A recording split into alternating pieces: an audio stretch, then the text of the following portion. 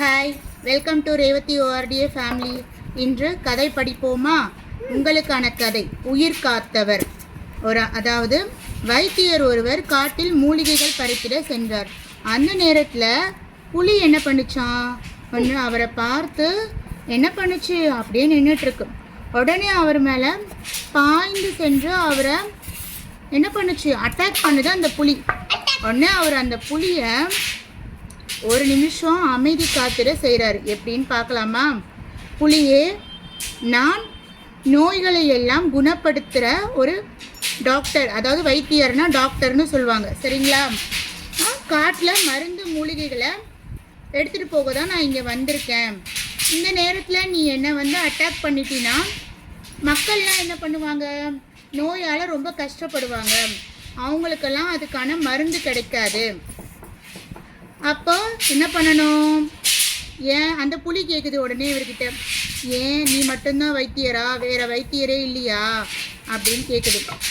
இல்லை புலியே, 4-5 கிராமங்களுக்கு நான் மட்டும்தான் வைத்தியராக இருக்கிறேன்.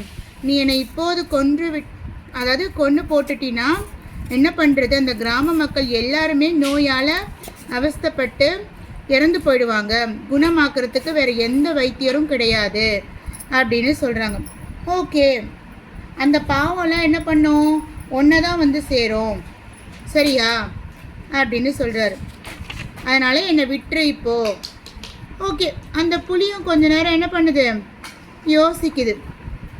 சரி சரி, நீ சொல்கிறதும் கரெக்டு தான், என் மனசுக்கும் சரின்னு படுது. உன்னை இப்போ கொல்ல மாட்டேன். நீ தேவையான எல்லா மூலிகையும் என்ன பண்ண, பறிச்சுட்டு இங்கேருந்து போ அப்படின்னு சொல்லு. புலி சொன்னதை கேட்டுட்டு அவர் ரொம்ப சந்தோஷப்படுறாரு. புலிக்கும் உடனே தேங்க்ஸ் சொல்கிறாரு, நன்றி புலியே அப்படின்னு சொல்கிறாரு. ஒரு 1 வீக் போயிடுச்சு. உடனே அவர் என்ன பண்ணுறாரு, காட்டிலேருந்து மூலிகைகளை மறுபடியும் பறிக்க வராரு. அந்த புலி மறுபடியும் அவரை சந்திக்குது. புலியே, நீ நல்லா இருக்கியான்னு அவர் கேட்குறாரு. உடனே அந்த ஐயா, என்னோட குட்டிக்கு 2-3 நாளைக்கு இறைகள் எதுவும் சாப்பிடல, ரொம்ப சோர்ந்து படுத்துட்ருக்கு அப்படின்னு அந்த புலி சொல்லுது. சரி புலியே, நான் முதல்ல உன் குட்டியை பார்க்கணும், செக் பண்ணுறேன் அப்படின்னு சொல்கிறாரு. ஓகேன்னு அவர் குகைக்கு கூட்டிகிட்டு போகுது இந்த புலியும் அந்த வைத்தியரை அப்படியே குகைக்கு போயிட்டாங்க. குகைக்குள்ளே சென்றரும் வைத்தியர் அது பின்னாடியே போகிறாரு. புலியோட குட்டியை என்ன பண்ணுறாரு, இவர் செக்கப் பண்ணுறாரு. செக்கப் பண்ணிவிட்டு, உன்னோட குட்டியானது ஏதோ ஒரு கடினமான உணவை சாப்பிட்ருக்கு, ஸோ அதனால் இதுக்கு ஏதோ செரிமான பிரச்சனை இருக்குது, அது வயிற்றுலையே இருந்துருக்கு, இன்னும் செரிமானம் ஆகலை, அதனால தான் இப்படி இருக்குன்னு சொல்லிட்டு அதுக்கான மருந்தை என்ன பண்ணுறாரு, கொடுக்க ஆரம்பிக்கிறாரு. உடனே கொஞ்ச நேரத்துலேயே அந்த குட்டி என்னவாயிடுது, எழுந்து சுறுசுறுப்பாக ஓடுது. நீ இப்போ கவலைப்பட வேணாம்.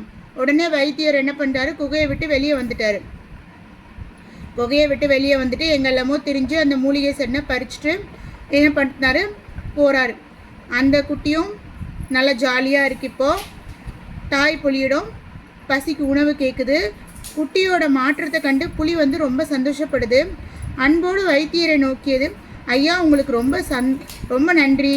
இப்போ தான் எனக்கு எந்த அளவுக்கு உங்கள் பயன் தேவைப்படுது, நீங்கள் வைத்தியராக எல்லாரையும் எந்த அளவு குணப்படுத்துகிறீங்க அப்படின்னு எனக்கு புரிஞ்சுக்கிட்டேன். அன்னைக்கு மட்டும் நான் உங்களை கொண்டிருந்தா என் குழந்தைய நீங்கள் இப்போ காப்பாற்றிருக்க முடியாது அப்படின்னு சொல்லுது. அப்புறம் என்ன பண்ணுறது, நீங்கள் ரொம்ப நாள் வாழ வேண்டியவங்க அப்படின்னு சொல்லிட்டு ரொம்ப நாள் நீங்கள் நல்லா இருக்கணும்ன்ட்டு அந்த புலி என்ன பண்ணுது, கடவுள்கிட்ட வேண்டிக்குது. ஓகேவா? புலியே, முதல்ல உன் குட்டிக்கு ஏதாவது உணவு கொடு, அது பசியோடு இருக்குதுன்னு வைத்தியர் சொல்கிறாரு.